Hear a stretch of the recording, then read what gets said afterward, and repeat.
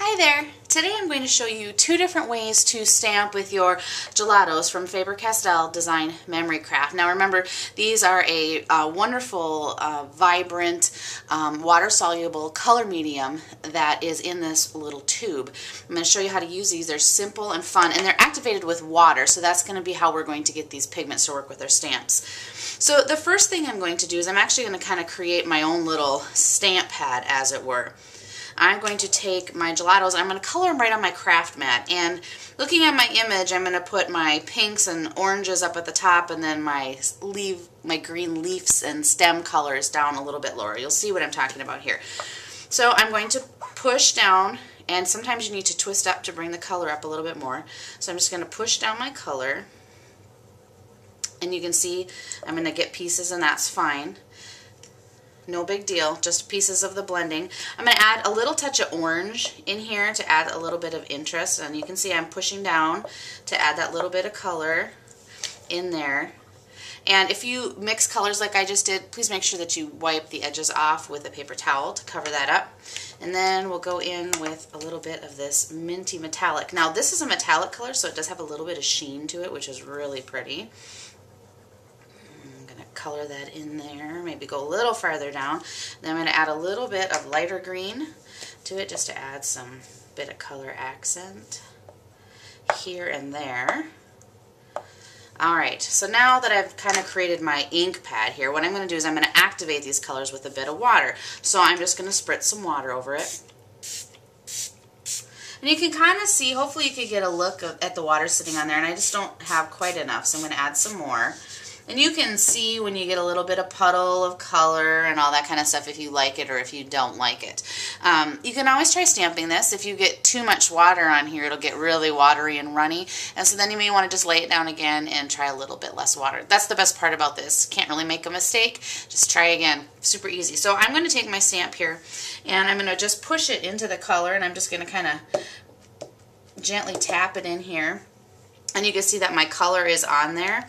Now I didn't get enough color down here that I'm really happy with, so I may come back down here and try to get that a little bit more color down there. And actually, you know what, I'm going to just keep doing just so I get the amount of coverage that I want. And then I'm going to go ahead, I'm going to take my piece of paper here and I'm going to turn my stamp over onto it. And I think I got a little bit too much water on here, but we'll see what happens. And we'll lift it up. And yeah, I got a little bit too much water, but not too bad. So if I get a little too much water, all I do is I take a corner of a paper towel and I just go in here and I just gently lift up the little bit of color that is stuck on here. Now, here's one that's with a little bit too much water. Here's one where I had a little bit more restraint and used less water, so I got a more solid looking image as far as the color goes. So just experiment a little bit. I actually don't mind this one. It's got kind of a cool watercolor effect to it. Now, when you've got this kind of mess left sitting on your craft mat, what I suggest doing is taking an extra piece of your paper and sticking it down into this, and you're going to create a really cool background that you can save for another project. And I'm going to lift that up so you can see it. And I got this really interesting background. I could add a little bit more water.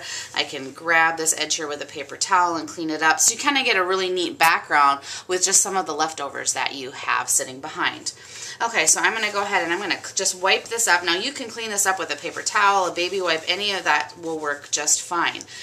And now what I'm going to do is I'm going to take my stamp and I'm going to wipe it off, and this time I'm actually going to color directly onto my stamp with the Gelatos. So I'm just going to take my colors, I'm going to go in here and I'm just going to color.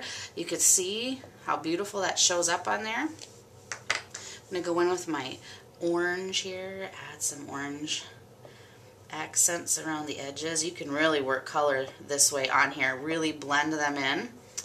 Let's add a little bit up there on the image. I'm going to come in with my green, and this time I think I'm going to do a lot more of the bright green. I want this to be more vibrant this time. So you can see I'm just coloring away, applying pressure till I can see it.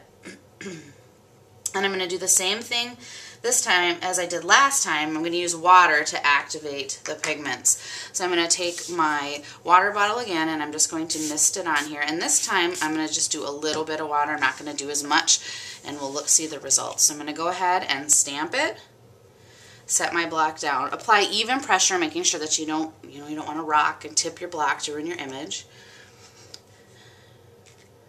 And there we go. And I'm going to go back in with my paper towel, just grab those couple spots with a little bit of extra water in there. And there you have it. So now you have two different ways that you can stamp with your gelatos. You can color them onto a craft mat and add water, or you can color directly to the rubber stamp. Have fun stamping.